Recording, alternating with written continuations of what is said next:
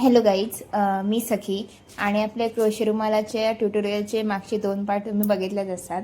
तर त्या 2 पार्ट्सना आपल्याला चांगला प्रतिसादही मिळाला आहे. तर आपण तिसरा पार्ट आहे तो मी आज स्टार्ट करते. तर तिसऱ्या पार्टमध्ये आपल्याला आज एक वेगळ्या कलरचा आपण वापर करणार आहोत. आता आपण पिंक कलरचा वापर करणार आहोत. तर सगळ्यात आधी मी स्लिप नॉट करून घेते आणि जो क्रोशे रुमालाचे जे राऊंड आहेत त्यांना मी हे अटॅच करून घेते. अटॅच करून घेतल्यानंतर आपल्याला पुन्हा एकदा जसे आपण मागच्या राऊंडमध्ये 3 चेन बनवत होतो तसे आपल्याला परत एकदा 3 चेन जे आहेत त्या 3 चेन बनवून घ्यायचे आहेत. 3 चेन बनवल्यानंतर त्याच गॅपमध्ये आपल्याला पुन्हा एकदा 3 डीसी जे आहेत ते 3 डीसी आपल्याला बनवून घ्यायचे आहेत.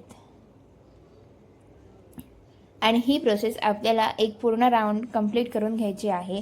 आणि ह्याच प्रोसेसमध्ये आपण ज्या मागे ज्या प्रोसेस फॉलो केल्या होत्या सेम तशाच आपल्याला प्रोसेस फॉलो करायच्या आहेत.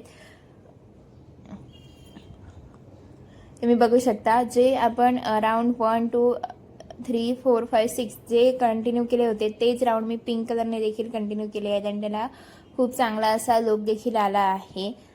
ऑफ व्हाईट आणि पिंक कॉम्बिनेशनमध्ये ते खूप छान दिसत आहेत.